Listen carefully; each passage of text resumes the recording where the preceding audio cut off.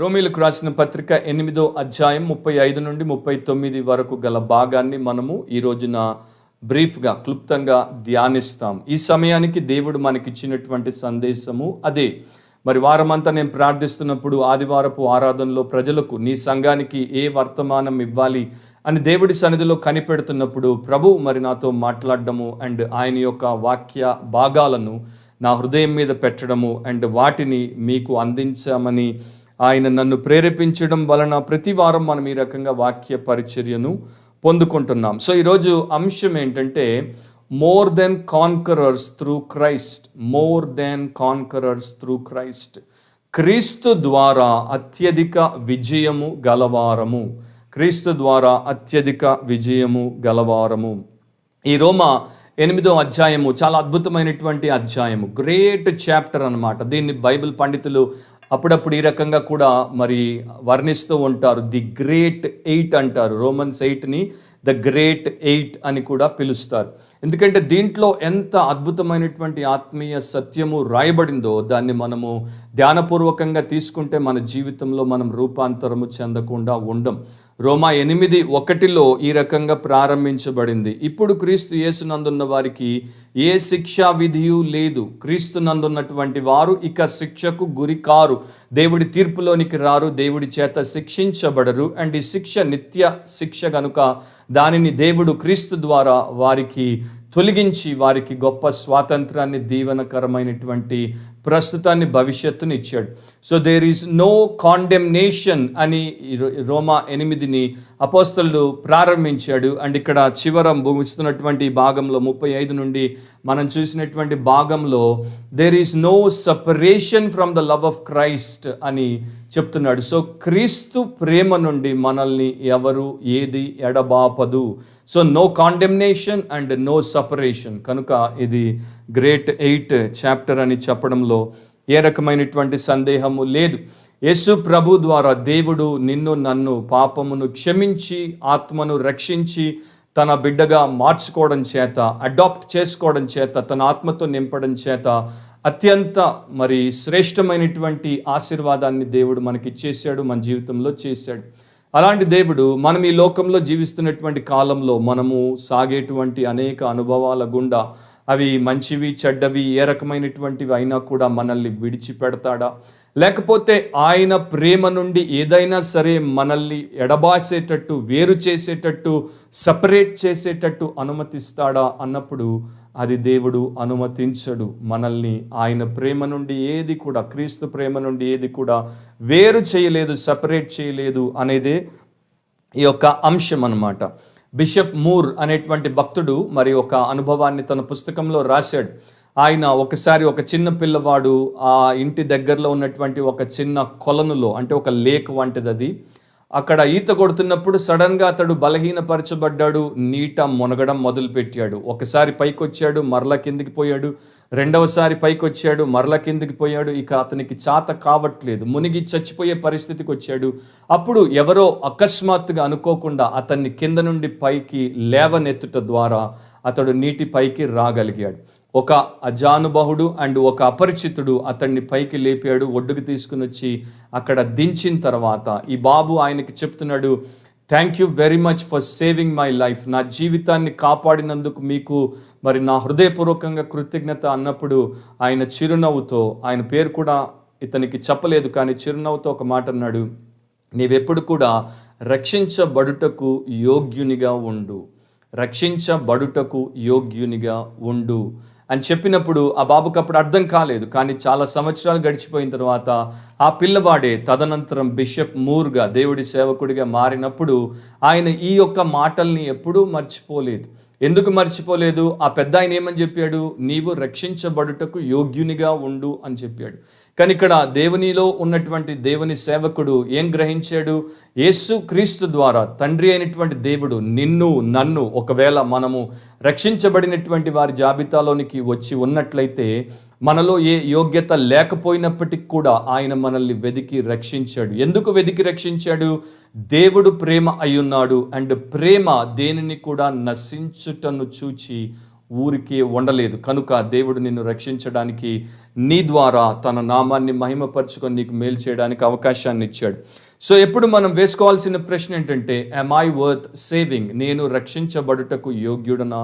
నేను రక్షించబడుటకు యోగ్యురాలనా? ఈ ఉదయం మీ సాక్ష్యం మీరు చెప్పండి. నా సాక్ష్యం ఏంటంటే, ఉపేందర్ అను నేను ఆ దేవుడి చేత రక్షించబడుటకు ఏ రకంగా కూడా యోగ్యుడను కాను. I am not worth saving by the Lord Jesus Christ, but still he saved me because of his great grace.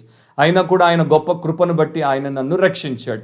So అత్యంత కీలకమైన, అత్యంత నాశనకరమైన, అత్యంత ఘోరమైనటువంటి విషయంలో రక్షించినటువంటి దేవుడు మిగతా జీవన సంబంధమైనటువంటి పరిస్థితుల్లో రక్షించడా? నీ జీవితంలో, నా జీవితంలో దేవుడు అతి పెద్ద ఇన్వెస్ట్మెంట్ని చేశాడు. మనుషులు ఇతరులకు కొన్నింటిని ఇచ్చినప్పుడు వాటిని ఇన్వెస్ట్మెంట్గా ఎంచవచ్చు. పలానా వ్యక్తికి నేను టైంని ఇచ్చాను, పలానా వ్యక్తికి నేను ఈ రకంగా ధనాన్ని ఇచ్చాను, పలానా వ్యక్తికి అవకాశాన్ని ఇచ్చాను, పలానా వ్యక్తిని నేను రికమెండ్ చేసి ప్రమోట్ చేశాను, I have invested into their lives అని కొంతమంది అనుకోవచ్చు. కానీ God has made the greatest investment into your life, into my life. దేవుడు అందరికన్నా పెద్ద ఇన్వెస్ట్మెంట్ని తన ప్రియ కుమారుడైన యేసుక్రీస్తును నీ జీవితంలో, నా జీవితంలో చేశాడు. సో ప్రతి ఇన్వెస్ట్మెంట్కి రిటర్న్ అనేది ఉండాలి. అంటే ఒకరు మనలో ఏదైనా ఇన్వెస్ట్ చేసినప్పుడు దానికి మనము ప్రతిస్పందనగా వారికి తిరిగి ఏదైనా ఇవ్వాలి. ఇది మానవ ధర్మము, సమాజంలో ఉన్నటువంటి మన యొక్క క్రమము. కానీ చాలామంది ఆ రకంగా చేయరు. ఒకరు మీకు మేలు చేసినప్పుడు చాలామంది, మీలో కూడా చాలామంది కనీసం వారికి థ్యాంక్స్ చెప్పడానికి కూడా ఆలోచన చేయరు. అండ్ ఒకరు మీకు పెద్ద న్యాయం చేసినప్పుడు వారికి మీ కృతజ్ఞతా భావంతో ఇంకొక మంచి పని చేయడానికి మీరు ఎప్పుడూ ప్రయత్నం చేయరు. మరి ఇది మనుషుల సంగతిని పక్కన పెడదాం. ఇక దేవుడి విషయంలో అంత గ్రేటెస్ట్ ఇన్వెస్ట్మెంట్ చేసినటువంటి దేవునికి ఒక క్రిస్టియన్గా, ఒక దేవుని బిడ్డగా నీవు నేను ఏమి రిటర్న్ చేశాము అన్నది ఆలోచించాలి. పౌలు ఆ రకంగా ఆలోచించేవాడు. అపోస్తలుడైనటువంటి పౌలు చాలా విశిష్టమైన వ్యక్తి. యేసుప్రభు తర్వాత బైబిల్లో మరి ఆయన లాంటి వాడు బహుశా మరొకడు కనపడ్డేమో. సో ఈ వ్యక్తిలో ఇవన్నీ మనకు కనిపిస్తాయి. సో ఈ వ్యక్తి దేవుడి యొక్క వాక్యమును దేవుడి చేత ప్రేరేపించబడి రాసినప్పుడు వీటిని చాలా అద్భుతంగా రాస్తాడు. ఆయన అడిగే ప్రశ్నలు, ఆయన ఇచ్చే జవాబులు, ఆయన సూచించే విషయాలు, ఆయన బోధించే సత్యాలు, ఆయన బయలుపరిచేటువంటి ప్రత్యక్షతలు ఇవన్నీ కూడా చాలా యూనిక్గా, విశిష్టంగా ఉంటాయి. బైబిల్ని ప్రార్థనాపూర్వకంగా ఆత్మ సహాయముతో చదివే వారెవ్వరు వాటిని మిస్ అవ్వరు. సో 2 సత్యాలు మనం చదివినటువంటి భాగం నుండి, అంటే మెయిన్ పాయింట్స్ 2 ఉన్నాయి. వాటిని నేను బ్రీఫ్గా మీ ముందు పెడతాను. జాగ్రత్తగా మీరు వింటూ నోట్ చేసుకుంటూ ఉండమని మనవి. మొదటిది ఏంటి? రోమా 8లో 35-36 వచనాలు మనం ఒకవేళ తీసుకుంటే ఈ రకంగా రాయబడింది. క్రీస్తు ప్రేమ నుండి మనలను ఎడబాపు వాడెవడు? గ్రీక్ టెక్స్ట్లో ఎడబాపు నది ఏది అని కూడా అనొచ్చు. ఎడబాపు వాడెవడు? శ్రమ అయినను, బాధ అయినను, హింస అయినను, కరువైనను, వస్త్రహీనత అయినను, ఉపద్రవమైనను, ఖడ్గమైనను మనలను ఎడబాపున. ఇందును గూర్చి రాయబడినదేమనగా, నిన్ను బట్టి దినమెల్లా మేము వధింపబడిన వారము, వధకు సిద్ధమైన గొర్రెలమని మేము ఎంచబడిన వారము. సో ఈ 2 వచనాల్లో పౌలు భక్తుడు మనకు మొదట ఏమి చూపిస్తున్నాడు? ఆయన చూపించే మొదటి సత్యం ఏంటంటే the eternal love of God. The eternal love of God, దేవుని యొక్క నిత్య ప్రేమను గురించి అపోస్తలుడైనటువంటి పౌలు మనకు చూపిస్తున్నాడు. సో క్రీస్తునందు ప్రేమించబడుతున్నటువంటి ప్రతి వ్యక్తి ఈ యొక్క జీవితంలో ఎదుర్కొనేటువంటి ఏ పరిస్థితి అయినా సరే పౌలు భక్తుడు 7 విషయాల గురించి, అంటే 7 రకముల పరిస్థితుల గురించి రాశాడు. వాటిని మనం తర్వాత చూడబోతున్నాం. సో ఏ పరిస్థితులైనా, ఇది ఎగ్జాస్టివ్ లిస్ట్ కాదు, 7 కన్నా ఎక్కువ ఉంటాయి. సో ఏ పరిస్థితి వచ్చినా క్రీస్తునందు ప్రేమించబడినటువంటి వారికి దేవుడిచ్చినటువంటి గొప్ప నిరీక్షణ, గొప్ప విశ్వాసము, గొప్ప నిశ్చయత, గొప్ప సమాధానం ఏంటంటే ఏ పరిస్థితి కూడా ప్రభు ప్రేమలో నుండి నన్ను వేరు చేయదు. Nothing or no one can separate me from the love of Christ. So ఇది చాలా చాలా మరి ఆశీర్వాదకరమైనటువంటి విషయం. యేసు ప్రభు నిన్ను నన్ను నిండుగా ప్రేమించాడు, నిత్యత్వం కొరకు ప్రేమించాడు. He loved us fully and forever. So ఆయన ప్రేమ ఈ రోజున ఎక్కువ, రేపు తక్కువ, లేక కొంతకాలం ఉండి ఆ తర్వాత ముగిసిపోయేటువంటిది కాదు. మనుషుల్లో ఇది ఉంటుంది. మనుషులు ఒక సందర్భంలో ఒకరిని ఎక్కువ ప్రేమిస్తారు. ఏదైనా అయిపోయింది అనుకోండి, ఆ ప్రేమను తగ్గించేస్తారు. కొంతకాలం ప్రేమిస్తారు, మరలా మానేసుకుంటారు. మరలా రివైవ్ అవుతే లవ్ రివైవ్ అవుతుంది. కానీ దేవుడి లవ్ని రివైవ్ చేయాల్సిన అవసరం లేదు. ఎందుకంటే గాడ్స్ లవ్ ఈజ్ ఇటర్నల్. దేవుడి యొక్క ప్రేమ ఏకరీతిగా ఉంటుంది, తరగదు, పెరగదు అండ్ ఒకే రకంగా ఎప్పటికీ కూడా అందుబాటులో పెడతాడు. మరి ఈ యొక్క జవాబు ఆయన ఇచ్చినటువంటి ఆ క్వశ్చన్ కంటే, పౌలు అడిగినటువంటి క్వశ్చన్, క్రీస్తు ప్రేమ నుండి మనల్ని ఎడబాపు వాడేవాడు, తర్వాత కొన్ని విషయాలు చెప్పాడు, అవి మనల్ని ఎడబాపున అని అడిగినప్పుడు ఆయన దానికి అద్భుతమైనటువంటి ఆన్సర్ తర్వాత ఇస్తాడు.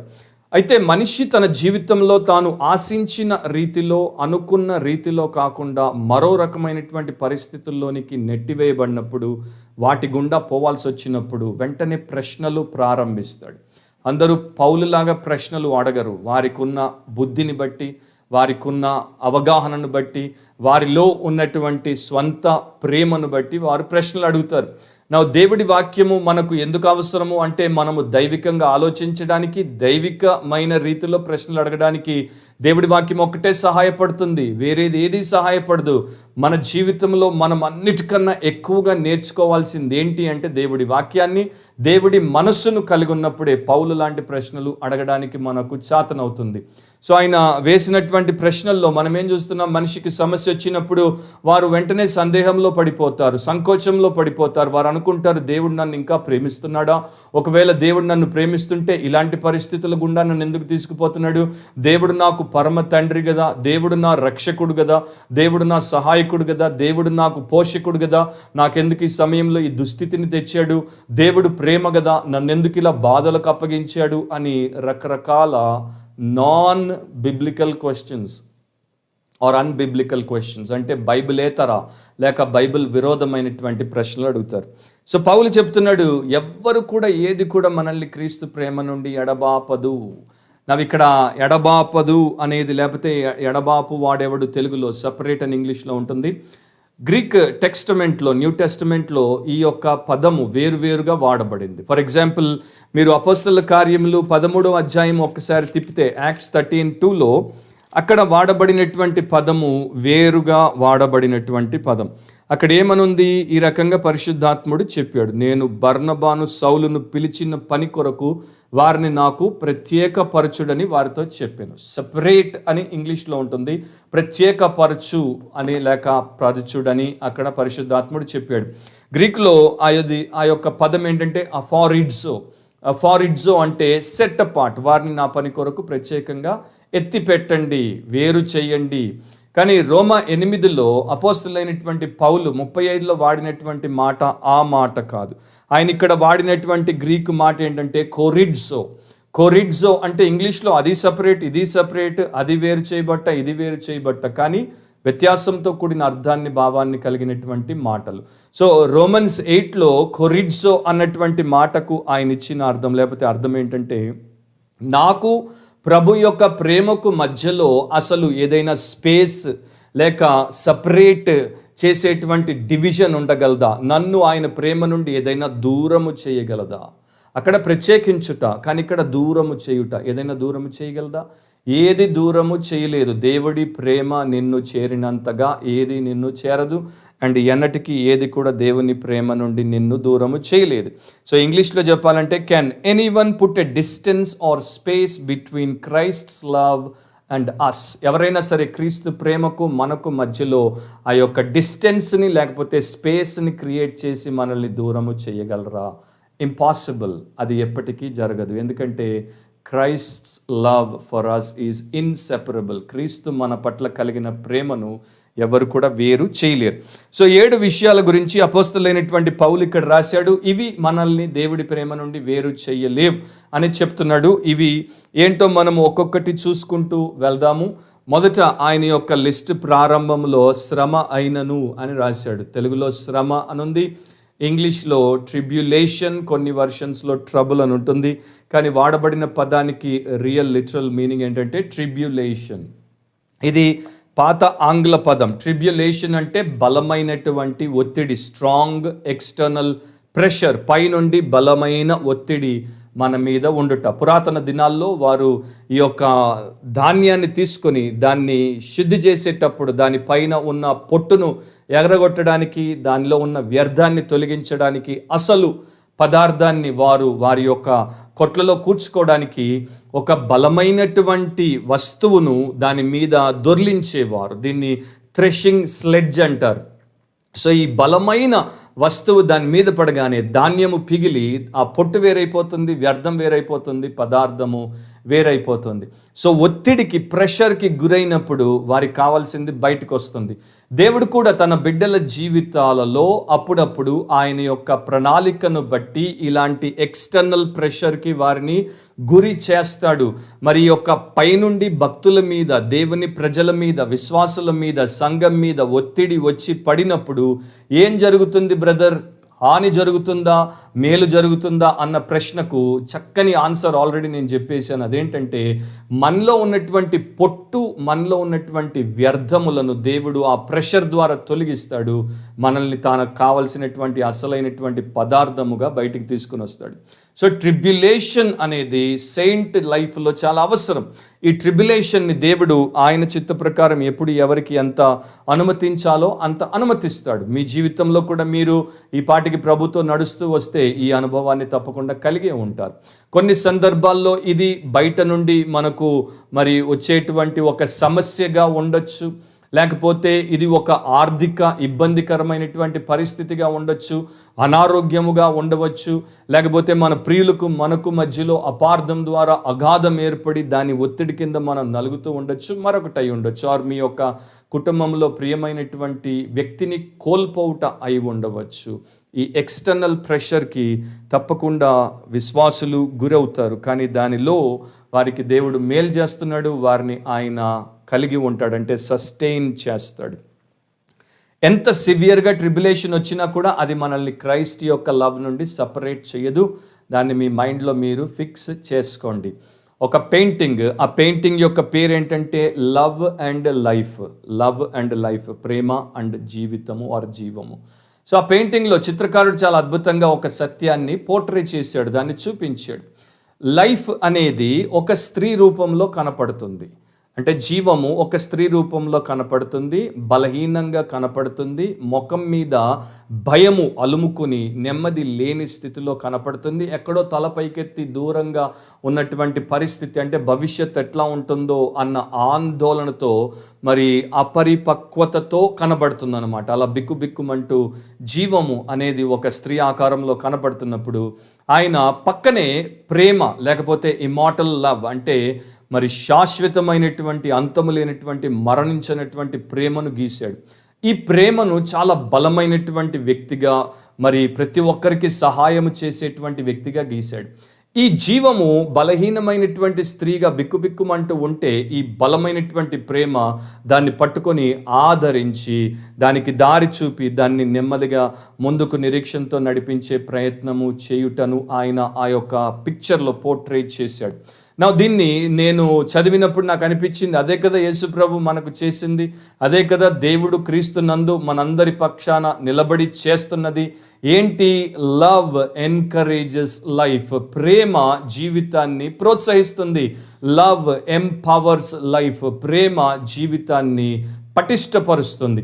సో దేవుడి ప్రేమ నీ జీవితంలో ప్రస్తుతం నీవు శ్రమను ఎదుర్కొంటున్నప్పుడు ప్రోత్సహించేదిగా, శ్రమ కింద నలుగుతున్నప్పుడు నిన్ను పటిష్టపరిచేదిగా, వ్యర్థం పోయి అసలు పదార్థం బయటకు వచ్చేటట్టు నీకు సహాయపడడానికే అన్నది నీవు గ్రహిస్తే ఆ యొక్క శ్రమలో దేవుణ్ణి స్తుతించకుండా ఉండలేవు. సో పౌలు రెండవ దాన్ని రాశాడు, బాధ అయినను అని అంటాడు. సో బాధ అంటే డిస్ట్రెస్ అని చాలా ఇంగ్లీష్ వర్షన్స్లో దాన్ని తర్జుమా చేశారు. ఒక దాంట్లో హార్డ్షిప్ అని, ఒక దాంట్లో ట్రబుల్ అన్నారు. గ్రీక్లో ఈ యొక్క మాట అదేమో ట్రిబులేషన్ అంటే థ్లిప్సిస్ అనే పదాన్ని వాడారు, ఇక్కడ స్టెనోకోరియా అనే పదాన్ని వాడాడు. స్టెనోకోరియా అనేది రెండు పదాల కలయికతో వచ్చినటువంటి ఒక పదం. స్టెనాస్ అంటే నేరో, ఇరుకైన అని అర్థం. కొరియా అంటే స్పేస్, స్థలము అని అర్థం. సో ఈ తెలుగులో స్పష్టంగా చెప్పాలంటే మరి ఇరుకు స్థలము అని చెప్పొచ్చు. ఇంగ్లీష్లో నేరో స్పేస్ అనొచ్చు. మీరు బైబిల్ చదివేవారైతే మత్తయి సువార్తలో 7వ అధ్యాయంలో యేసుప్రభు చెప్పాడు ఇరుకు ద్వారం గురించి, ఇరుకు మార్గం గురించి. సో ఈ రకమైనటువంటి పరిస్థితి అంటే మన జీవితంలో మనము దేవుడి కొరకు జీవిస్తున్నప్పుడు తప్పకుండా మనము ఇరుకు ప్రాంతంలో లేక ఇరుకు ప్రదేశంలోనికి తీసుకురాబడతాం. ఈ రోజున ప్రపంచమంతా కూడా అలాంటి పరిస్థితుల్లోనే ఉంది కదా, లాక్ డౌన్లోనే ఉంది కదా, నేరో స్పేస్లోనే ఉంది కదా, అంటే టైట్ సిచ్యువేషన్లోనే ఉంది కదా. ఇప్పుడు మనం కూడా లాక్డౌన్లో ఉండడం చేత మన గృహాల్లోనే బంధించబడ్డాం. చూడండి, మన విక్టరీ వర్షిప్ సెంటర్ బిల్డింగ్ ఇక్కడ నుండి 3.5 కిలోమీటర్ల అవతల ఉంది. నేను ఈ యొక్క లైవ్ని చర్చ్ బిల్డింగ్లోకి వెళ్ళి అక్కడ మనం రెగ్యులర్గా చేసేటువంటి సెటప్లో చేయొచ్చు. కానీ ప్రభుత్వం చెప్పింది అనవసరంగా మీరు ఇంటికి బయటికి రావద్దు. మరి పైన మా రెసిడెన్స్, కింద మన ఆఫీస్ కనుక ఆఫీస్లో నుండే చేస్తున్నాను. కొంతమంది సేవకులు మరి ఇవన్నీ పట్టించుకోకుండా వాళ్ళు చర్చిలకు వెళ్తున్నారు, ఇంకా గుంపుల్ని తీసుకొని వస్తున్నారు. అందరూ ఆ సోషల్ డిస్టెన్స్ లేకుండా, మాస్కులు లేకుండా వాళ్ళు చేస్తున్నారు. అమెరికాలో ప్రారంభంలో ఒక సేవకుడు, ఒక మరి బ్లాక్ అమెరికన్ పాస్టర్, దాదాపు 60 ఏళ్ల పైన వయసు గలవాడు, ఆయన ఏమని చెప్పాడు, మా దగ్గరికి ఏ రకమైనటువంటి శ్రమ రాదు, కరోనా రాదు, ఏమి రాదు అని చెప్పి తన చర్చిని ఈ యొక్క సోషల్ డిస్టెన్సింగ్కి, అండ్ అప్పుడు అమెరికన్ ప్రెసిడెంటే చెప్పాడు 10 మంది కన్నా ఎక్కువ మంది కూడుకోవద్దని. అయినా కూడా వారు కూడుకున్నారు. మేము మా గృహాల్లో ఉండి ఆరాధించాం, దేవుడు మాకు ఇచ్చిన పెద్ద మందిరంలో విశాలంగా పోయి ఆరాధిస్తామని ఏ నిబంధనలు పాటించకుండా ఒక మాట చెప్పాడు, కరోనా బయట గేట్ దాకా వస్తుంది కానీ లోపల ట్యాబర్నకల్లోనికి రాదన్నాడు. అండ్ ఈ రోజున ప్రపంచవ్యాప్తంగా వచ్చిన వార్త, జస్ట్ 2 days బ్యాక్ ఆయనకి కరోనా సోకి చచ్చిపోయాడు. 3 వారాల్లోనే చచ్చిపోయాడు. ఇప్పుడు ఆయన భార్య కూడా కరోనాతో చావు బతుకుల్లో ఉంది. ఆ సర్వీస్ వారు బిల్డింగ్లో కడవడం మానేసి ఆన్లైన్లో ఫేస్బుక్ లైవ్లోకి వెళ్ళిపోయారు. అదేదో ముందే చేసుంటే ఫేస్ సేవింగ్ మెషర్గా ఉండేది కదా. సో ఈ రకంగా చాలామంది so called biblically illiterate and Christless సేవకులు, సంఘాలు, సేవా సంస్థలు ప్రపంచంలో ఈ రోజున దేవుడికి, నామానికి దూషణ తెచ్చే పనులు చేస్తున్నాయి. సో దేవుడు మనల్ని నేరో స్పేస్లో పెడతాడు. పెట్టినప్పుడు దాంట్లో ఉండుట ధన్యత.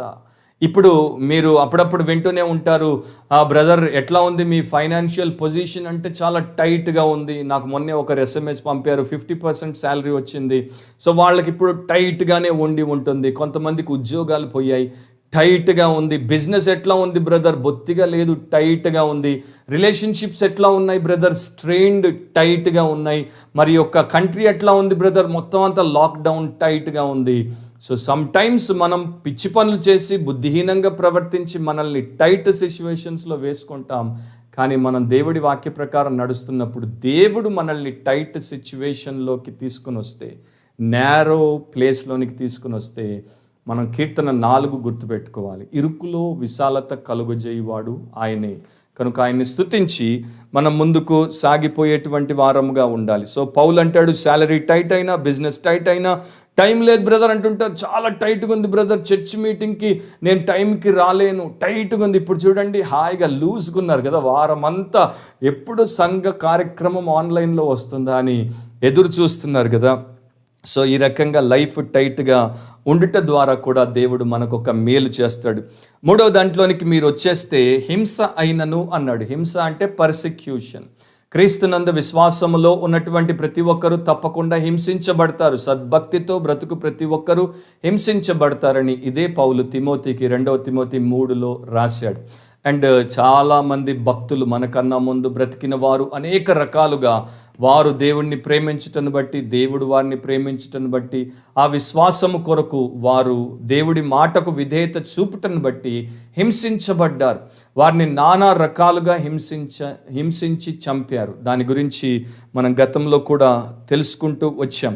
సో ఈ హింస ఎటువంటిదంటే, వెంటబడి మరి చిత్రహింసల పాలు చేయుట అని దాని యొక్క అర్థం. వెంటబడి మనల్ని హింసిస్తారు. ప్రస్తుతం మన దేశంలో మనకి అంత హింస లేదు, కానీ మన కొంతమంది సహోదరులు రకరకాలుగా మన దేశంలో కూడా ఆయా ప్రాంతాల్లో హింసకు గురవుతున్నారు. కమ్యూనిస్టు దేశాల్లో విపరీతంగా హింస ఉంది, మరి క్రైస్తవేతర దేశాల్లో హింస ఉంది. మనం కూడా రకరకాలుగా హింసను ఎదుర్కొంటాం. ఒకసారి మరి శారీరకంగా హింసను ఎదుర్కోవచ్చు, అంటే ఫిజికల్ పర్సిక్యూషన్ ఎదుర్కోవచ్చు. లేకపోతే ఒకసారి సోషల్ పర్సిక్యూషన్ని ఎదుర్కోవచ్చు. ఇప్పుడు చూడండి, కరోనా ఎవరికైనా వచ్చింది అంటే వారిని సోషల్ బాయ్కాట్ చేస్తున్నారు. మీరు మా ఇంటికి రావద్దు, మీరు మా ఏరియాకి రావద్దు, మీరు మా ఊరికి రావద్దు, మీరు మాకు దూరంగా ఉండండి. మన డాక్టర్లు ఎంత త్యాగం చేసి మనకు వైద్యం చేస్తున్నారు. మీరు చదువుతూనే ఉన్నారు, డాక్టర్ల మీద పడి దాడి చేస్తున్నారు, నర్సుల మీద పడి దాడి చేస్తున్నారు. వారిని వారి యొక్క బిల్డింగ్ బ్లాకుల్లోనికి, అపార్ట్మెంట్లోనికి చుట్టూ ఉన్న జనం రానివ్వకుండా అడ్డుకుంటున్నారు. సో క్రిస్టియన్స్ని, క్రైస్తవ విశ్వాసులను క్రీస్తుతో వారు అంటికట్టబడి ఉండుటను బట్టి బాయ్కాట్ చేస్తారు. మేము కొన్ని ఇళ్ళను అడిగితే మీరెవరు అంటే మేము క్రిస్టియన్ అంటే మీకా, మేము ఇల్లు బొమ్మలే అన్నారు. అండ్ ఇరుగు పొరుగు వారు కూడా మనం క్రైస్తవులము అని ఎరిగినప్పుడు మనల్ని అదో రకంగా చూస్తారు. ఏదో రకంగా చూస్తారో మీకు తెలుసు. చిన్న చూపు చూస్తారు, గేలి చేస్తారు, ఎగతాళి చేస్తారు. సోషల్ పర్సిక్యూషన్ అంటారు దీన్ని. ఇంకా కొంతమంది వర్బల్ పర్సిక్యూషన్, మనల్ని దూషిస్తారనమాట. మనల్ని హృదయానికి గాయపరచడానికి, లేక గాయం చేయడానికి, మనల్ని వెనక్కి లాగడానికి, దూషణలు పాలు చేయడానికి చేస్తారు. మత్తయి సువార్త 2:13 మన ప్రభు అయినటువంటి యేసు కూడా దీని నుండి మినహాయింపు పొందలేదు. పర్సిక్యూషన్ ఆయన వెంటబడినప్పుడు ఆయన కూడా పారిపోవాల్సి వచ్చింది. మత్తయి 2:13 వారు వెళ్ళిన తర్వాత ఇదిగో ప్రభుదూత స్వప్నమందు యోసేపునకు ప్రత్యక్షమై, హేరోదు ఆ శిశువును సంహరింపవలనని ఆయనను వెదకబోచున్నాడు గనుక నీవు లేచి ఆ శిశువును ఆయన తల్లిని వెంటబెట్టుకొని ఐగుప్తునకు పారిపోయి నేను నీతో తెలియచెప్పు వరకు అక్కడనే ఉండుమని అతనితో చెప్పాను. సో యేసు ప్రభు బాలుడిగా ఉన్నప్పుడు ఆయన ఆ రకంగా తల్లిదండ్రుల చేత తీసుకొని ఐగుప్తు దేశంలోనికి వెళ్ళిపోవాల్సిన పరిస్థితి. యేసు యోహాను సువార్త 15:20 ఈ రకంగా అన్నాడు, లోకులు నన్ను హింసించిన ఎడల మిమ్మును కూడా హింసింతురు. సో లోకులు ప్రభువునే హింసించారు, మనల్ని కూడా హింసిస్తారు. అండ్ యోహాను సువార్త 16:33 అంటాడు, లోకంలో మీకు శ్రమ కలుగును. ఆయన ఎక్కడ కూడా మరి మాటల్ని మిన్స్ చేయలేదు. అంటే మనకు చెప్పాల్సిన సత్యము చెప్పకుండా ఉండలేదు. ఇప్పుడున్నటువంటి చాలామంది ఈ యొక్క క్రైస్ట్లెస్ క్రిస్టియన్ వర్కర్స్, ప్రీచర్స్ అండ్ ఇతరత్ర వారు చేసే మోసం ఆయన ఎప్పుడు చేయడు. ఆయన ఏమంటున్నాడు, లోకంలో మీకు శ్రమ, ఆయనను ధైర్యము తెచ్చుకొనుడి, నేను లోకమును జయించి ఉన్నాను. సో మన ప్రభు లోకాన్ని జయించాడు గనుక మనము కూడా క్రీస్తు ద్వారా అత్యధిక విజయాన్ని సాధించు వారముగానే ఉంటాం. శ్రమ మనల్ని ఏమీ చెయ్యలేదు, దేవుడి ప్రేమ నుండి మనల్ని వేరు చేయలేదు అనేది బైబిల్ మనకు చెప్తోంది. మత్తయి 5:10 నీతి నిమిత్తము హింసింపబడువారు ధన్యులు, పరలోక రాజ్యము వారిది. సో ఇంత అద్భుతంగా దేవుడు తన వాక్యాన్ని మనకిచ్చి మనల్ని సిద్ధపరిచాడు గనుక మనకి ఏ సమస్య లేదు. దాని గుండా వెళ్తాం, బయటికి శ్రేష్టముగా వస్తాం. యుసేబియస్ అనేటువంటి ఒక భక్తుడు ఉన్నప్పుడు ఎంపరర్ వ్యాలెన్స్ ఆయన్ని మార్చాలని, ఆయన యొక్క బోధను మార్చాలని, మత భేదంలోనికి, హెరసీలోనికి, తప్పుడు బోధలోనికి ఆయన్ని లాగాలని కుట్ర పన్ని అతన్ని లాలించడానికి, అతనికి ప్రలోభ పెట్టడానికి తన యొక్క మనుషులను పంపాడు. సో ఈ మనుషులు వచ్చి యుసేబియస్తో మాట్లాడుతున్నప్పుడు ఆ భక్తుడి రకంగా అన్నాడు, అయ్యలారా మీరు చెప్పేటువంటి మాటలు చిన్నపిల్లలకు పనికొస్తాయి, కానీ మాలాంటి వారికి కాదు. ఎందుకంటే మేము పరిశుద్ధ లేఖనాల చేత పోషించబడి పటిష్టపరచబడ్డాం. ఆ లేఖనాల్లో ఒక్క అక్షరాన్ని కూడా మేము మార్చడానికి ఇష్టపడం. 1000 చావులు చస్తాం, కానీ లేఖనంలో ఒక్క మాటను మార్చం. ఎంత చక్కని మాట చూడండి. ఈ రోజుల్లో ఇట్లాంటి భక్తులు మనకుంటే మన దురదృష్ట ఈ రకంగా ఉండేది కాదు. దురదృష్టం ఏంటంటే ఇట్లాంటి భక్తులు ఈ రోజుల్లో మనకు చాలా చాలా అరుదు. ఎక్కడో దూరాన అంతరిక్షంలో దూరంగా టెలిస్కోప్ పెట్టి చూస్తే కానీ కనపడనటువంటి ఒక్కొక్క తార మినుక్కు అన్నట్టు ఇలాంటి వారు కనపడతారు. ఆయన అంటున్నాడు, లేఖనాల్లో ఒక్క అక్షరాన్ని, ఒక్క పదాన్ని మార్చం, దానికోసం 1000 చావులు చస్తాం. సో రాజుగారి కోపం వచ్చింది. కోపం వచ్చేసి ఏమన్నాడు, నీ యొక్క ఆస్తిని జప్తు చేస్తాను అన్నాడు, నిన్ను చిత్రహింసలు పెడతాను, నిన్ను దేశ బహిష్కరణ చేస్తాను, నిన్ను చంపివేస్తాను అన్నప్పుడు ఈ పౌరుషం కలిగినటువంటి భక్తుడు అంటాడు, అసలు కోల్పోవడానికి, నష్టపోవడానికి ఏమీ లేని వాడి దగ్గర నువ్వు ఆస్తి జప్తు చేస్తే వాడికి ఏం పోతుంది? పరలోకమే నా దేశంగా ఉన్నప్పుడు నీ దేశం నుండి నన్ను బహిష్కరిస్తే నాకేం పోతుంది? ఈ శరీరం ఒక్కసారి ప్రాణం పోగానే, జీవుడు పోగానే పడిపోయేటువంటిది, దాన్ని నీవు ఎన్ని చిత్రహింసలు పెడితే నాకేం పోతుంది అని చెప్పి నీవు నన్ను చావుకు అప్పగిస్తానంటున్నావు, చంపుతానంటున్నావు, దానికన్నా గొప్ప ధన్యత నాకేముంటుంది? వెనువెంటనే నాకు దుఃఖము నుండి, పాపము నుండి గొప్ప విడుదల వచ్చేస్తుంది. సో ఆ రకంగా ఆ భక్తుడు ప్రభువుని ఘనపరిచాడు, దేవుని ప్రేమలో ఇంకా స్థిరపరచబడ్డాడు. పౌలు తర్వాత చెప్పినటువంటి 4వ విషయం ఏంటి? కరువైనను, ఫ్యామిన్. కరువు తెలుసు కదా మీకు. కరువులు అప్పుడప్పుడు వస్తుంటాయి, రకరకాల కారణాల చేత వస్తుంటాయి. ప్రస్తుతం మనకు అంత ఎక్కువ కరువు ఇబ్బంది తెలియదు, కానీ ఆ సమయంలో, పౌలు సమయంలో తరచూ కరువులు వచ్చేవి. ఈ రోజున మనం వాక్య భాగంలో కూడా చూసాం, కరువు వచ్చినప్పుడు ప్రజల పరిస్థితి ఎట్లా ఉంటుందో. సో కరువు అనేది మనుషులకు ఉన్నప్పుడు మరి అది వర్షం పడకపోవడం చేత, లేకపోతే పురుగు పుట్ర పట్టడం చేత, మిడతలు రావడం చేత, ఆర్ యుద్ధాలు జరగడం చేత, ఆర్ ఇతరత్ర ఫ్లడ్డింగ్ అంటే బాగా వరదలు రావడం చేత, అనేక కారణాల చేత కరువులు వచ్చినప్పుడు పంట పండదు, పంట చేతికి రాదు. చాలామంది ఆకలితో పడుకోవాల్సి వస్తుంది, ఆకలి చావులు చావాల్సి వస్తుంది. అండ్ ఎంతోమంది క్రైస్తవులు ఆకలి చావులు చనిపోయారు, లేక ఆకలికి చాలా కాలం గురయ్యారు. దేవుడు ఉద్దేశానుసారంగా వారిని అనుమతించాడు. మీరు అనొచ్చు, ఎందుకు దేవుడు ఒకరికి ఆకలి చావును అనుమతించాడు? ఒక వ్యక్తి ఒక చెరసాల్లో మరి కొంతకాలం ఆ రకంగా వారానికి ఒక్క రొట్టె ముక్క ఇచ్చి అతన్ని వారు ఉంచారు. కానీ అతడు మాత్రము వారానికి ఒక్క రొట్టె ముక్క తింటూ దేవుణ్ణి స్తుతిస్తూ ప్రార్థిస్తూ ఇతరులకు వాక్యం చెప్తూనే చనిపోయాడు. అతన్ని ఒకవేళ దేవుడు అక్కడి నుండి తీసేస్తే, సెంటిమెంట్ గురించి మనం కొన్ని నిమిషాలు దీని గురించి ఈ రకంగా అనుకుందాం. ఎందుకు ఆ మనిషికి దేవుడు అంత కష్టపెడుతున్నాడు, అతన్ని అక్కడి నుండి తీసేస్తే బాగుండు కదా. కానీ దేవుడు అతన్ని అక్కడ ఎందుకు పెట్టాడంటే, అతను ఒక్క రొట్టె ముక్క వారానికి తినుట ద్వారా వారమంతా వీరికి జీవాహారపు రొట్టెను పంచుతున్నాడు. అతను కొంత జీవిత కాలాన్ని లోకంలో తగ్గించుకోవచ్చు. అతడు ముందుగా చనిపోతాడు, ఆకలితో చనిపోతాడు కనుక అతని ఆయుష్ తగ్గిపోతుంది, అతడు విపరీతంగా శ్రమ పాలవుతున్నాడు. కానీ అతన్ని దేవుడు ఒక సాధనముగా, వీరిని చేరేటువంటి ఒక సేవకునిగా వాడుకుంటున్నాడు అన్నది మన లోకస్థమైనటువంటి అంటే వరల్డ్లీ మైండ్కి అర్థం కాదు. అందుకని ప్రభు చాలా స్పష్టంగా చెప్పాడు, మీ ఆలోచనల కన్నా నా ఆలోచనలు మరి భూమికి ఆకాశానికి ఎంత ఎత్తుగా ఉన్నాయో అంత ఎత్తుగా ఉన్నాయి. సో వారికి జీవాహారపు రొట్టెనివ్వడానికి ఇతడికి వారానికి ఒక రొట్టె ముక్కతో దేవుడు అతన్ని అలా విడిచిపెట్టాడు. కానీ క్రీస్తు ప్రేమ నుండి ఆ సేవకుడు వేరు చేయబడలేదు. సో ఈ రకంగా అనేకులు మరి వారి జీవితాల్లో ఈ కరువును ఎదుర్కొని బాధపడాల్సి వస్తూ ఉంది. ఇప్పుడు లాక్డౌన్ టైంలో కొన్ని దేశాల్లో వారికి అన్నీ ఉన్నాయి, హోమ్ డెలివరీ జరుగుతుంది. కానీ కొన్ని దేశాల్లో కొంతమంది క్రైస్తవుల పరిస్థితి చాలా దారుణంగా ఉంది. నవంబర్లో నేను ఈస్ట్ ఆఫ్రికా లైబేరియాకి వెళ్ళాను. లైబేరియాలో అక్కడ ఉన్నటువంటి అందరూ సేవకులు అండ్ వారి కుటుంబాలు, వారి గృహాలను మరి నేనున్న దినాల్లో కొందరివి నేను చూసినప్పుడు వారిని నేను ఒక మాట అడిగాను, బ్రేక్ఫాస్ట్ ఏం తింటారు, లంచ్ ఏం తింటారు, మీ డిన్నర్ ఏం చేస్తారు, మీ భోజనము ఏ రకంగా ఉంటుంది అని ఫస్ట్ వెళ్ళగానే అడిగితే వారు నవ్వారు. మాకు 3 పూటల భోజనం ఉండదు, అసలు మాకు రోజుకు ఒక్క పూట కూడా భోజనం ఉంటుందో లేదో మాకు తెలియదు, మా చేతికి ఏదైనా దొరికితే మా ప్లేట్లోకి అది వస్తే తింటాం, ఏదో కూడా మాకు తెలియదు అని అన్నారు. సో ఆకలి చావులతో ఉన్నటువంటి వారు ఇప్పటికి కూడా ఉన్నారు. జస్ట్ 3 months బ్యాక్ 4 months బ్యాకే నేను దాన్ని చూశాను. అదే లైబేరియాలో 2003వ సంవత్సరానికి ముందు సివిల్ వార్ జరుగుతున్నప్పుడు తినడానికి తిండి లేక బతుకున్న మనుషుల్ని, వారి మాంసాన్ని పీక్కు తిన్నవారు ఇంకా ఉన్నారు. సో లైబేరియాలో నేను ఉన్నప్పుడు అలాంటి వారు ఇంకా ఊపిరి పీలుస్తూ చుట్టూ సమాజంలో తిరుగులాడుతున్నట్టు కూడా ఆ వ్యక్తుల ద్వారా నేను విన్నాను. హెబ్రీలకు రాసిన పత్రిక 11వ అధ్యాయంలో ఈ మాట చాలా శక్తివంతమైనటువంటి మాట. 38వ వచనం, గొర్రె చర్మములను మేక చర్మములను వేసుకొని దరిద్రులై ఉండి శ్రమపడి హింస పొందుచు అడవులలోను కొండల మీదను గుహలలోను సొరంగములలోను తిరుగులాడుచు సంచరించిరి, అట్టి వారికి ఈ లోకము యోగ్యమైనది కాదు.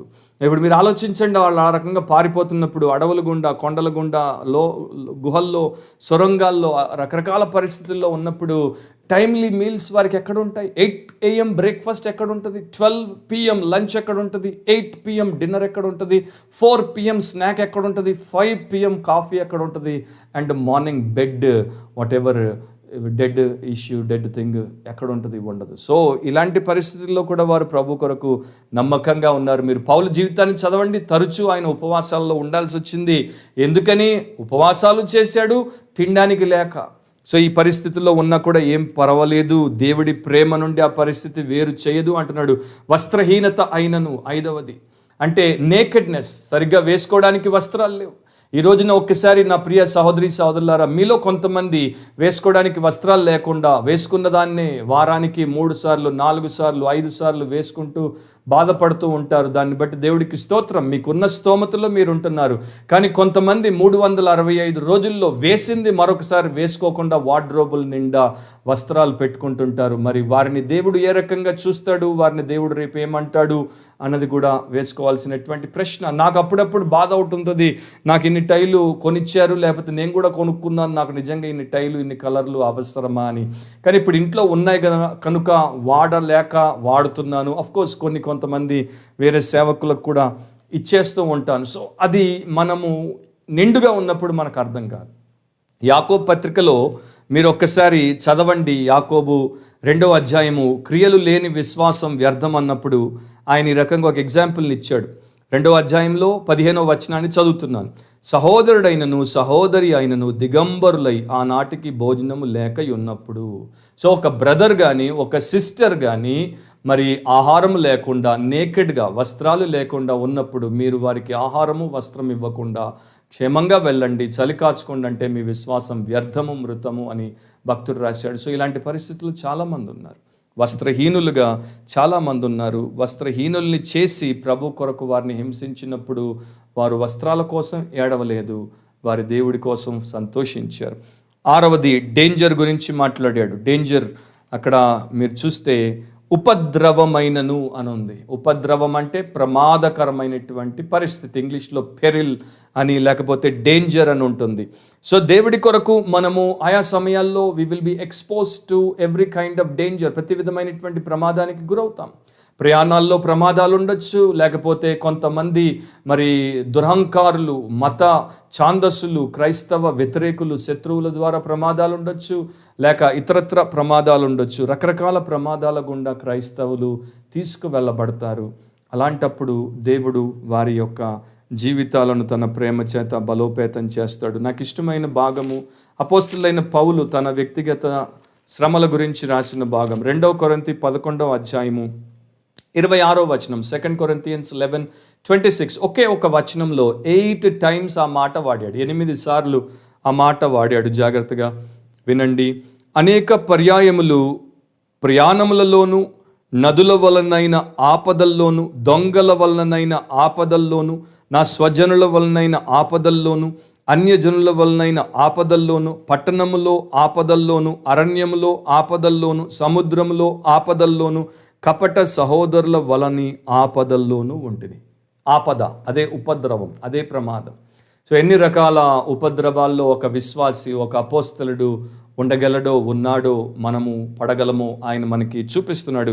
అయినా కూడా వీటన్నింటిలో క్రీస్తు ప్రేమ మనల్ని సంరక్షిస్తుంది, మనము దాని నుండి వేరు చేయబడకుండా చూసుకుంటుంది. ఇక చివరిగా ఆయన చెప్పినటువంటి ఇక్కడ మాట ఏంటి అంటే, ఖడ్గమైనను మనలను ఎడబాపున. సోడ్, ఖడ్గం అంటే ఇక మరణం, తలను ఛేదించడం. ఆ రోజుల్లో ఆ పనిని వారు చేసేవారు. మీరు బైబిల్ చదివితే అపోస్తలుల కార్యముల్లో ఆది సంఘం ప్రబలుతున్నప్పుడు మొదట రాళ్లతో కొట్టబడి చంపబడిన భక్తుడు స్టెఫను, ఆ తరువాత ఖడ్గము చేత చంపింపబడినటువంటి భక్తుడు యాకోబు. అపోస్తలులు 12వ అధ్యాయంలో. సో పౌలు కూడా కొంతకాలం తర్వాత రోమ్ నగరానికి అవతల శిరఛేదనం చేయబడి ఆయన కూడా చంపబడ్డాడు. ఈ రకంగా భక్తులు మరి ఖడ్గానికి అప్పగించబడినప్పుడు, చావుకు దేవుడి చేత అప్పగించబడినప్పుడు చనిపోయారు. మరణము వారిని లోకము నుండి బయటికి తీసుకెళ్ళింది, కానీ దేవుని ప్రేమ నుండి వారిని వేరు చేయలేదు. వారు ఇటర్నల్ లవ్ ఆఫ్ గాడ్లో కంటిన్యూ అయిపోవడానికి రిలీజ్ని మాత్రము ఇచ్చింది. ఓల్డ్ టెస్టమెంట్ ఒక వచనాన్ని జ్ఞాపకం చేశాడు 36లో. అది 44వ కీర్తన 22వ వచనం. సో 44వ కీర్తన 22వ వచనాన్ని పౌలు ఇక్కడ 36లో కోట్ చేశాడు. ఏంటి ఆ వచనం? ఎక్స్ప్లెయిన్ చేయను, జస్ట్ దాన్ని పాయింట్అవుట్ చేస్తాను. నిన్ను బట్టి దినమెల్లా మేము వధింపబడుచున్నాము, వధకు సిద్ధమైన గొర్రెలమని మేము ఎంచబడుచున్నాం. సో దినమెల్లా ఎందుకు వధించబడుతున్నారు? నిన్ను బట్టి దేవా, నిన్ను బట్టి దినమెల్లా మేము వధింపబడుచున్నాం, వధకు సిద్ధమైన గొర్రెలమని మేము ఎంచబడుతున్నాం. సాతాను అండ్ లోకము ఎప్పుడు దేవుని పిల్లలకు, క్రైస్తవులకు, విశ్వాసులకు వ్యతిరేకమే. అండ్ వారిని తూలనాడుతారు, చిన్న చూపు చూస్తారు, తృణీకరిస్తారు, అండ్ గొర్రెల్లాగా ట్రీట్ చేసే ప్రయత్నము నిరంతరము చేస్తూనే ఉంటారు. కాకపోతే దేవుడు మనకు అన్నింటిలో కూడా అత్యధిక విజయాన్ని అనుగ్రహిస్తాడు. క్రీస్తు శకము 107వ సంవత్సరం AD 107లో ఇగ్నేషియస్ అనేటువంటి భక్తుడిని వారు పట్టుకున్నారు చంపడానికి. అతన్ని మరి వారు నిందలు మోపి తీసుకుని వచ్చి నిలబెట్టినప్పుడు అతను ఈ రకంగా చెప్పాడు. చావడానికి ముందన్నాడు, అగ్ని కావచ్చు, సిలువ కావచ్చు, లేక దుష్ట మృగాలు కావచ్చు, లేక సాతాను తన యొక్క కుట్రంతటితో నాకు వ్యతిరేకంగా రావచ్చు, పర్వాలేదు, నేను క్రీస్తును ఆనందిస్తే చాలు. If I may enjoy Jesus Christ, that's enough for me. ఇవన్నిటినీ నేను ఎదుర్కొంటాను. క్రీస్తు కొరకు చనిపోవుట లోకమంతటిని కూడా రాజుగా పరిపాలించుట కన్నా గొప్ప ధన్యత. కనుక ధైర్యముగా ఉండు ఇగ్నేషియస్, దేన్నైనా నీవు భరించగలవు అని చెప్పి చివరిలో ఈ మాట చెప్పాడు. ప్రాణం విడిచే ముందు ఏమని చెప్పాడంటే, నీవు గాయపరచబడినా, నీవు చనిపోయినా ఒక ధైర్యము కలిగిన పోరాడేటువంటి యోధుడిగా, విజయ సాధకుడిగా చనిపో. సో ఆ రకంగా అతడు జీవాన్నిచ్చి జయించాడు. సో ఇవి మనకు దేవుడి యొక్క నిత్య ప్రేమ ద్వారా మనకు చేసే ఆయన గొప్ప ఉపకారములు అని చెప్పొచ్చు. ఇక రెండో పాయింట్లోకి వచ్చి ముగింపులోనికి మనం వెళ్ళిపోదాం. రెండో పాయింట్ ఏంటి? 37వ వచనం నుండి 39వ వచనం వరకు. అక్కడ the empowering love of God, the empowering love of God అంటే దేవుని యొక్క ప్రేమ మనల్ని బలపరుస్తుంది. దేవుని ప్రేమ మూలముగానే మనము విజయాన్ని సాధిస్తాం. దేవుని ప్రేమ మూలముగానే మనము అన్నింటి మీద పై చేయిని కలిగి ఉంటాం. సో మొదటిది the eternal love of God, రెండవది ఏంటంటే the empowering love of God. 37వ వచనాన్ని గమనించండి. పౌలు భక్తుడు ఎంత అద్భుతంగా రాశాడు చూడండి. ఆయనను మనలను ప్రేమించిన వాని ద్వారా మనము వీటన్నింటిలో అత్యధిక విజయము పొందుచున్నాం. వీటన్నింటిలో ముందు చెప్పబడిన 7, తర్వాత చెప్పబడిపోయేటువంటి మరికొన్ని జతలు, వీటన్నింటిలో కూడా ఏదైనా మీరు ఇమాజిన్ చేయండి, ఏదైనా మీరు థింక్ చేయండి, వాటన్నింటి మీద అత్యధిక విజయాన్ని మనము సాధిస్తాం. పౌలుకి మరి మాటలు రాసేటప్పుడు చాలా మరి చక్కగా ఆయన ఆలోచింపజేసే రీతిలో మాటల్ని రాస్తాడు. ఇంగ్లీష్లో వీఆర్ మోర్ దెన్ కాన్కరర్స్ అని ఉంటుంది. ఇక్కడ తెలుగులో అత్యధిక విజయము పొందుచున్నామని ఉంది. కానీ గ్రీక్లో ఆయన ఒకే ఒక పదాన్ని వాడాడు, హూపర్ నీకోమెన్ అనేటువంటి పదం. మామూలుగా హూపర్ అంటే గ్రేట్ అని, నికావ్ అంటే విక్టరీ అని అర్థం, గొప్ప విజయం అని అర్థం. కానీ ఆయన రెండింటిని కలిపి హూపర్ నీకోమెన్ అనేటువంటి పదాన్ని వాడాడు. దాని సింపుల్ అర్థం ఏంటి? We are super conquerors, super conquerors, not just conquerors, super conquerors, not just victors, super victors. అంటే మామూలు జయశాలులము కాము, గొప్ప మహా జయశాలులము అని అర్థం. సో ఒక లాటిన్ వల్గేట్లో అయితే దాన్ని ఈ రకంగా కూడా వారు తర్జుమా చేశారు, over comers, abundant victorious people, లేకపోతే సమృద్ధి గల జయాన్ని కలిగినటువంటి వారు. సో ఇది ఇక్కడ దేవుడు తన యందున్నటువంటి వారికి, తన విశ్వాసులకు, తన బిడ్డలకు చేసినటువంటి ఏర్పాటు.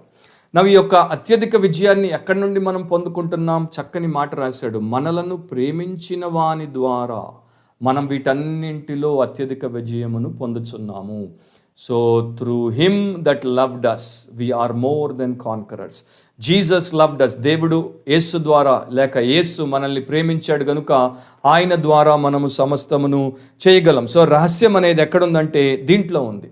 ఇక్కడ ఒక మాట నేను చెప్పేసి ముందుకెళ్ళిపోతాను. అదేంటంటే ఇప్పుడు ప్రస్తుతం ప్రపంచవ్యాప్తంగా అబద్ధ బోధకులు అబద్ధ బోధను విస్తృత స్థాయిలో చేస్తున్నారు. వారు ఏమంటారు? క్రైస్తవుడికి శ్రమ ఉండదు, క్రైస్తవుడికి ఆకలి ఉండదు, వస్త్రహీనత ఉండదు, ఉపద్రవం ఉండదు, ఖడ్గం ఉండదు, వగైరా వగైరా వగైరా అన్ని వారు చెప్తున్నారు. ఒక రకంగా అవన్నీ లేవనుకోండి, క్రైస్తవుడికి ఇవేవి లేవనుకుందాం, వారు చెప్పిందే నిజం అనుకుందాం, మనమే అబద్ధికులం, అందరికన్నా పెద్ద అబద్ధ బోధకుడిని నేనే అనుకుందాం. అప్పుడు వారు దేనికి వ్యతిరేకంగా రారు, ఏది వారికి వ్యతిరేకంగా రాదు, వారు దేంతో పోరాడు అండ్ దేంట్లో జయం ఉండదు. అప్పుడు వారిని ఏమనొచ్చు మనం? అత్యధిక విజయం సాధించిన వారు అనేటువంటి కేటగిరీలో వారిని పెట్టొచ్చా? ఇక్కడ రోమన్స్ 8లో ఉన్నటువంటి ఈ చాప్టర్ని మనం బైబిల్స్లో కలిగి ఉండొచ్చా?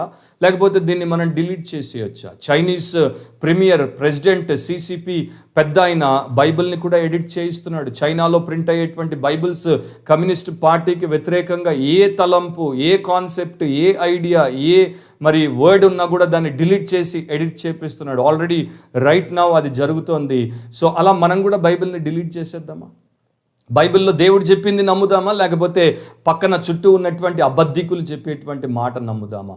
ఒకవేళ if there is nothing that is going to come against us, if there is nothing that we are going to fight against, then we can never become more than conquerors. What will we be అన్నదానికి answer ఏంటంటే, we will be super victims, we will be super losers.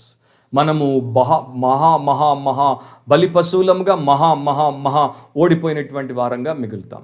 So ఎవడి మాట వినకండి, Bible చదవండి, Bible ప్రకారం మీరు ఆలోచించండి, బైబిల్ని మీ హృదయంతరంగంలోనికి రానివ్వండి, అండ్ దాని చేత ప్రభావితమై దాని ద్వారా జయాలు సాధించండి.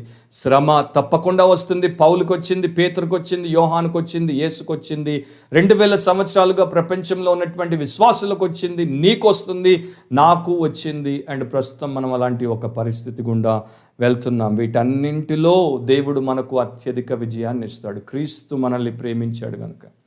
సో ఇక్కడ ఇది కూడా మనం దృష్టిలో పెట్టుకుందాం. మన స్వంతమును బట్టి కాదు విక్టరీ, లేకపోతే మోర్ దెన్ కాన్కరర్స్ మన సెల్ఫ్ను బట్టి మనం అవ్వట్లేదు, మనలో ఉన్న మంచితనాన్ని బట్టి కాదు, గొప్పతనాన్ని బట్టి కాదు, ప్రార్థనా జీవితాన్ని బట్టి కాదు, శక్తిని బట్టి కాదు, లేకపోతే బైబిల్ జ్ఞానాన్ని బట్టి కాదు, లేక ధర్మ కార్యాలను బట్టి కాదు, ఉదార గుణాన్ని బట్టి కాదు, ఆర్ మరొక విషయాన్ని బట్టి కాదు. దేని వలన? మనలను ప్రేమించిన వాని ద్వారా వీటన్నింటిలో అత్యధిక విజయమును సాధించుచున్నాం. So through him that loved us అనేది పాస్ట్ టెన్స్లో ఉంది, లవ్స్ అస్ అని ప్రెజెంట్ టెన్స్లో రాయలేదు. గతంలో 2000 సంవత్సరాల క్రితం ఆ సిల్వలో బలియాగమై నీ స్థానాన్ని నా స్థానాన్ని తీసుకొని, నీ కొరకు నా కొరకు శ్రమ నోడ్చి, నీ కొరకు నా కొరకు అవమానాల పాలై, నీ కొరకు నా కొరకు మొహం మీద ఉమ్ము వేస్తే దాన్ని తుడుచుకోలేనటువంటి పరిస్థితిలో ఉన్నటువంటి ఆ మహాప్రభు తన రక్తాన్ని చిందించి తన ప్రాణాలు అర్పించి 3వ దినమున పునరుత్థానుడై తిరిగి లేచాడు. Our conquering Christ has loved us so greatly that through his love we can continue to conquer everything that we may face in this life. So అన్నింటినీ అధిగమించేటువంటి విజయాన్ని దేవుడు మనకు ఇస్తున్నాడు. దాన్ని బట్టి దేవునికి స్తోత్రం. సో ప్రియులారా, మనము ఇక ముందుకు వచ్చేసి ముగించుకోక మునుపు కొన్ని మాటలు రీటరేట్ చేయనివ్వండి. అదేంటంటే, the love of God is the Christian security. The love of God is the Christian's stability. The love of God is the Christian's serenity. The love of God is the Christian's sobriety.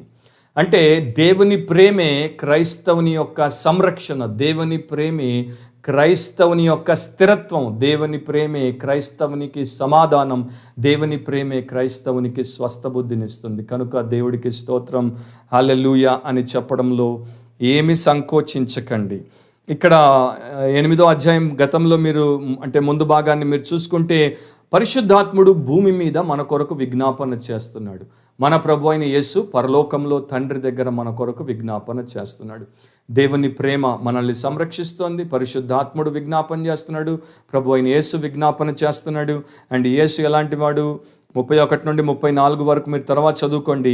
చనిపోయిన క్రీస్తు యేసే, అంతేకాదు మృతుల్లో నుండి లేచిన వాడును, దేవుని కుడి పార్శ్వమున ఉన్నవాడును, మన కొరకు విజ్ఞాపనము కూడా చేయువాడును ఆయనే. సో ఇంత గొప్ప ఏర్పాట్లో ఉన్నప్పుడు దేని గురించి భయపడాల్సిన అవసరం లేదు, చింతించాల్సిన అవసరం లేదు. అండ్ ఇంకో రకంగా మనము కుదేలైపోవాల్సినటువంటి పని లేదు. Concentrate on Christ, conquer through Christ. అంతే. క్రీస్తు మీద మనసు పెట్టండి, ధ్యానం పెట్టండి, ఆయన ద్వారా జయించండి. ఏదైనా రానివ్వండి పరిస్థితిని, దాన్ని అధిగమించండి. ఒక భక్తుడు, ఆయన పేరు జాన్, అంటే ఆయన పేరు మార్చారు. క్రైస్తవేతర మతం నుండి రక్షించబడ్డాడు కనుక ఆయన పేరు మార్చారు. 2012వ సంవత్సరంలో అతడు సిరియా దేశం నుండి పారిపోవాల్సి వచ్చింది. అమెరికా దేశానికి వెళ్ళాడు. అక్కడ ఒక పరిచర్యతో అతను మరి చేరి వారి ద్వారా మరి యొక్క నార్త్ ఆఫ్రికాలో మిడిల్ ఈస్ట్లో జరుగుతున్నటువంటి పరిచర్యలను అతడు ఓవర్సీ చేసేవాడు. ఆయన పేరు జాన్, ఆయన పేరు మార్చారు. సో ఆయన అంటాడు, సిరియాలో ఇరాక్లో యుద్ధం జరుగుతున్నప్పుడు మరి అక్కడ ఉన్నటువంటి క్రైస్తవులు 60% మంది మరి వారు వారి యొక్క సంఘాల నుండి చెదిరిపోవాల్సి వచ్చింది, వేరే ప్రాంతాలకు పారిపోవాల్సి వచ్చింది, ప్రాణాలు గుప్పెట్లో పెట్టుకొని మరొక చోటికి వెళ్ళిపోయి అక్కడ వారు ఇతరులను ఆశ్రయించాల్సి వచ్చింది. కుటుంబాలు వేరైపోయాయి, సంఘాలు వేరైపోయాయి. అండ్ ఆ టైంలో మాలో ఎవరికి కూడా ఈ ఆలోచన లేదు, మరలా మనం ఎప్పుడైనా మన సంఘానికి మన దేశానికి తిరిగి వస్తామా, మరలా మనం ఒకరినొకరము చూసుకుంటామా, కలుసుకుంటామా, సంఘముగా దేవుణ్ణి ఆరాధిస్తామా అన్నటువంటి పరిస్థితిలో వెళ్ళిపోయాం. 1 సంవత్సర కాలం తర్వాత మరి చుట్టూ ఉన్నటువంటి వేరే వారు, అంటే ఎక్కడైతే సురక్షితమైన స్థలాల్లో సంఘాలు ఉన్నాయో వారు మాకు ఆశ్రయం ఇచ్చారు. తర్వాత మరలా మేమందరం మా దేశాలకు వచ్చాం. అఫ్కోర్స్ ఈయన యుఎస్లోనే ఉన్నాడు. ఆ నెట్వర్కింగ్ని, ఆ యొక్క చర్చెస్ని ఈయన అక్కడ నుండి ఓవర్సీ చేసి బలపరుస్తుంటాడు. సో మిగతా విశ్వాసులందరూ వచ్చినప్పుడు ఆయన ఏమని రాశాడంటే, మా సంఘములో సంబంధమును కలుగజేసేటువంటి దేవుడు, the church had a God of relationship, సంబంధాలను పటిష్టపరిచి ఒకరితో ఒకరికి అన్యోన్య సంబంధాన్ని కలిగించే దేవుడు ఉన్నాడు కనుక క్రీస్తునందు క్రైస్తవ విశ్వాసుల యందు మా నిరీక్షణ చాలా గొప్పగా ఉండింది, అంటూ వ్యాధిలాగా సోకింది, ముందుకన్నా చర్చ్ పెరిగిపోయింది అని అంటాడు. సో టైట్ ప్లేస్లో మనం ఇప్పుడు ఉన్నాం, టైట్ సిచ్యువేషన్లో మనం ఉన్నాం. లాక్డౌన్ తర్వాత లైఫ్ ఎట్లా ఉంటుందో ఎవరు ఊహించలేరు, రకరకాలుగా మనుషులు అంటున్నారు.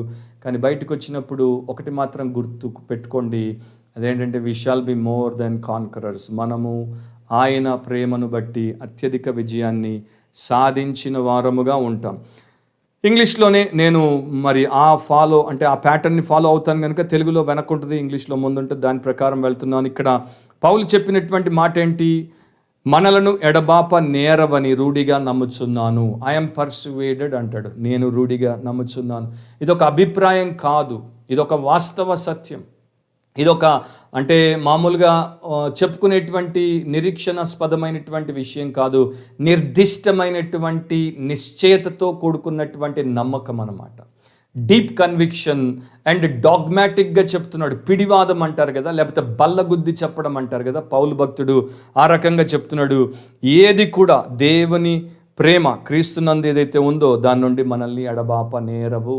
ఏదైనా రానివ్వండి, అది మనల్ని ఎడబాపదు.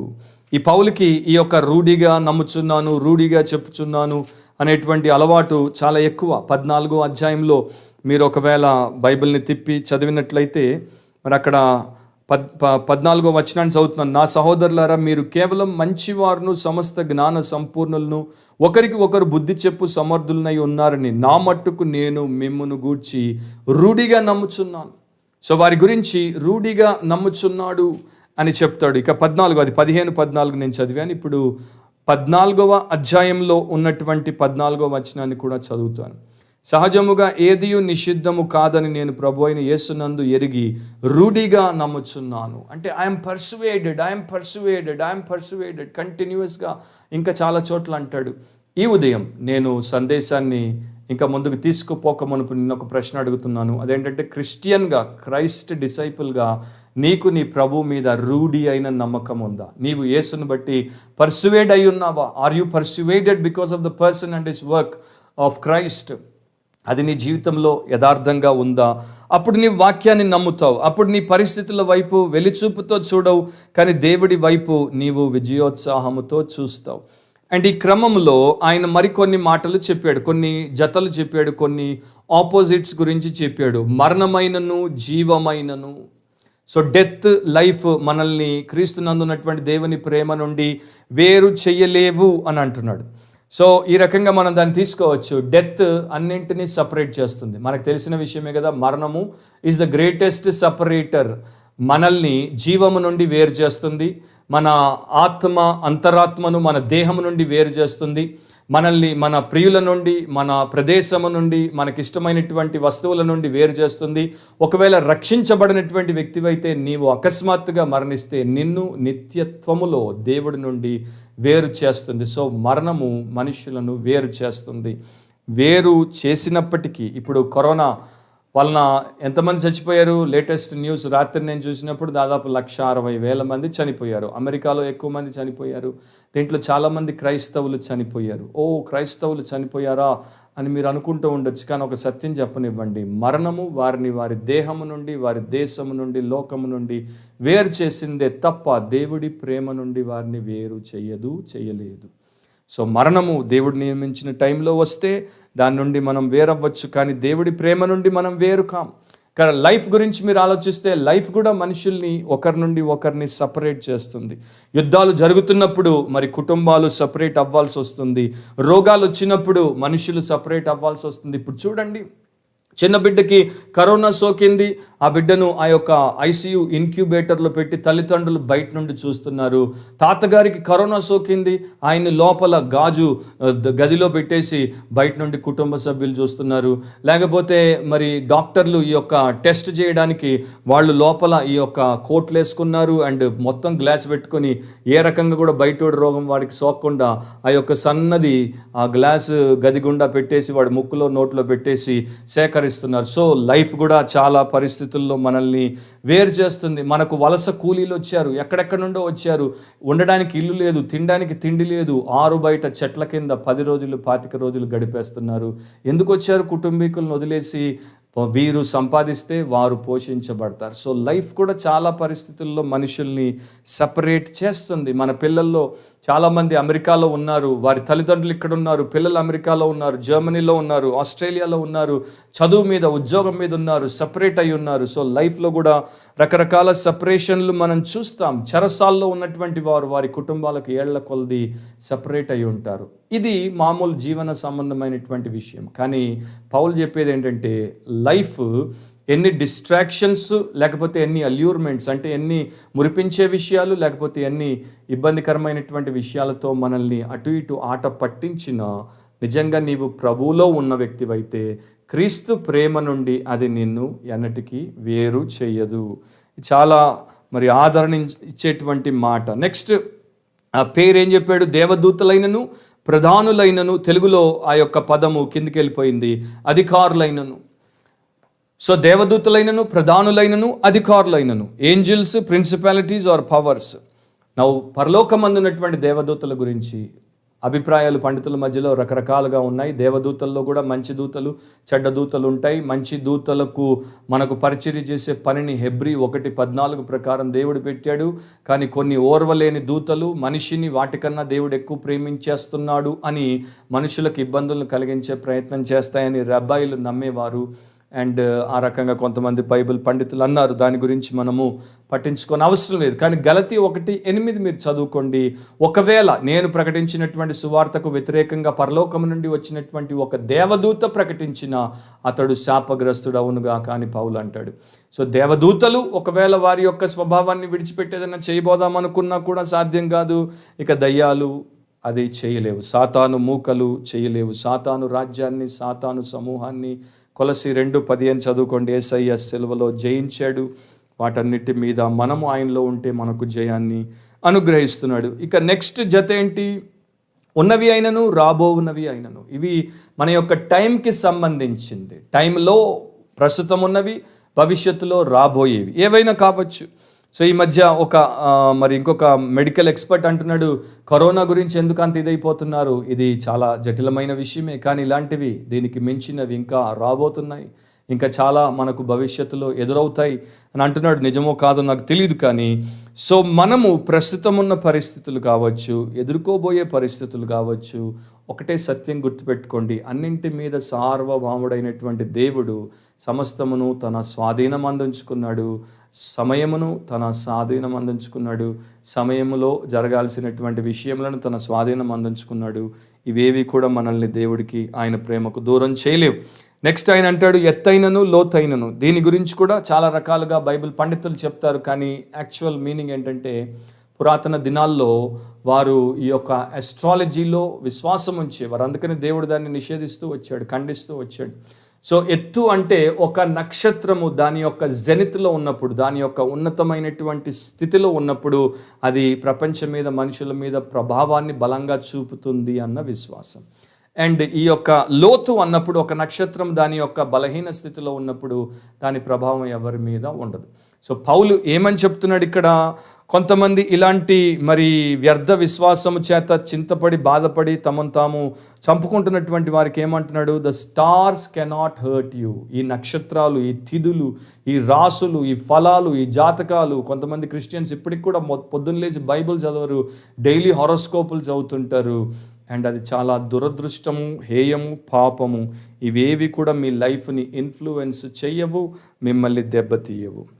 అండ్ ఇక లాస్ట్ మాట ఏమంటున్నాడు చూడండి, సృష్టింపబడిన మరి ఏదైనా సరే సృష్టింపబడింది. మీరు దాన్ని జాబితా తీసుకోండి, వికీపీడియాలోకి పండి, ఎన్ని క్రియేటెడ్ థింగ్స్ ఉన్నాయో వికీపీడియా కూడా మీకు చెప్పలేదు, గూగుల్ కూడా మీకు చెప్పలేదు. ఎందుకంటే వాళ్ళకి తెలియనివి చాలా ఉన్నాయి, తెలిసినవి తక్కువ.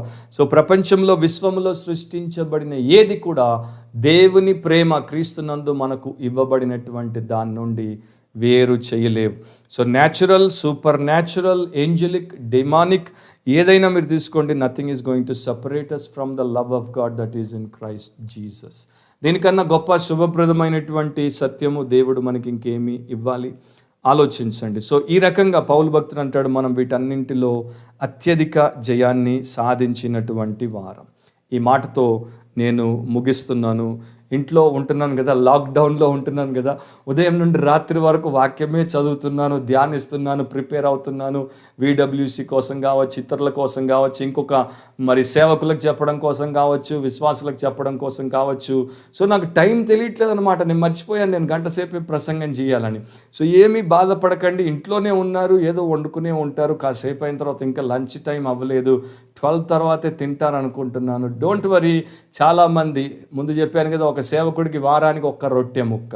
మనం చాలా చాలా ధన్యులము. దేవుడికి మనం ఇంకా ఎక్కువ రుణపడి ఉండాలి. సో నా టైం కొంత ఎక్కువైతే ఏమనుకోకండి. ముగింపులోనికి వచ్చేసాం. ఆల్బర్టస్ పీటర్స్ అనేటువంటి సేవకుడు ఒక పుస్తకం రాశాడు, డివైన్ లార్డ్ అండ్ సేవియర్ అని. దాంట్లో ఒక మరి అంటే నీగ్రో, ఒక నల్ల జాతీయుడి గురించి ఈ రకంగా ఆయన చెప్పాడు. ఆ నల్ల జాతీయుడి పేరు పీట్. సో అతన్ని అందరూ ఓల్డ్ పీట్ అంటారు. అంటే అతనికి పెద్ద చదువు లేదు, కానీ అతడు రక్షించబడిన తర్వాత ప్రభువుని చాలా గాఢముగా ప్రేమించాడు. He had great love for the lord Jesus. So ఒక రోజున పీట్ అండ్ ఈ యొక్క ఆల్బర్టస్ ఇద్దరు మాట్లాడుకుంటున్నప్పుడు డాక్టర్ పీటర్స్కి ఈ రకంగా ఆ ఓల్డ్ పీట్ చెప్పాడనమాట. ఏమని చెప్పాడు?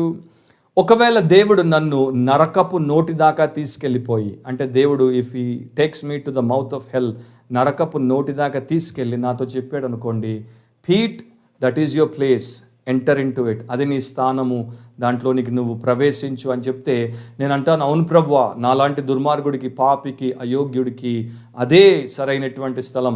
కానీ ప్రభువా, మీకు గుర్తుంది కదా, నన్ను మీరు ప్రేమించారు, క్రీస్తు ద్వారా నన్ను మీరు వెతికి రక్షించారు, క్రీస్తులోనికి నన్ను తీసుకుని వచ్చారు, క్రీస్తులో మీరు నన్ను ప్రేమిస్తున్నారు, క్రీస్తు ప్రేమ నుండి నన్ను ఏది వేరు చేయలేదు కదా, నేను దాంట్లోనికి వెళ్ళడానికి సిద్ధమే, క్రీస్తు నాతో కూడా లోపలికి వస్తే.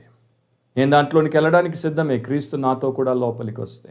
సో ఎంత చక్కని మాట. అన్ఎడ్యుకేటెడ్ మ్యాన్, మరి అన్పాలిష్డ్ మ్యాన్ చక్కగా చెప్పాడు. ఏమని చెప్తున్నాడు? క్రీస్తు నాతో ఉంటే నేను ఎక్కడికైనా పోతాను, ఎందుకంటే ఏది కూడా నన్ను క్రీస్తు నుండి వేరు చెయ్యదు.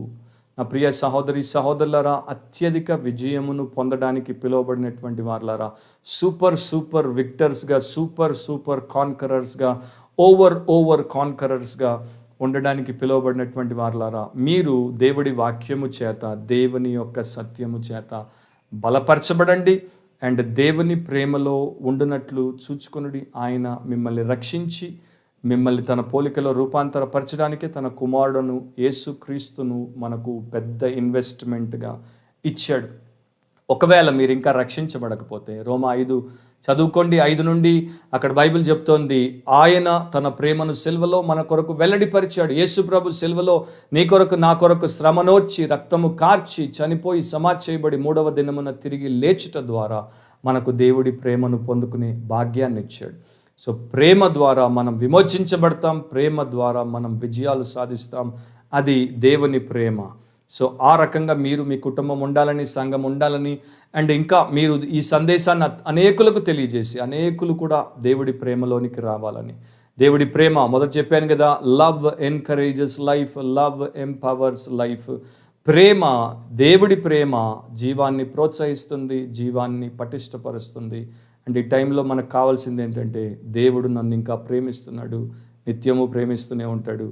ఆయన నన్ను ప్రేమించుటను బట్టి నేను అత్యధిక విజయమును సాధిస్తాను. విశ్వాసులైతే గుర్తుపెట్టుకోండి, ఆయన నాలో ఇంత పెద్ద ఇన్వెస్ట్మెంట్ చేశాడు.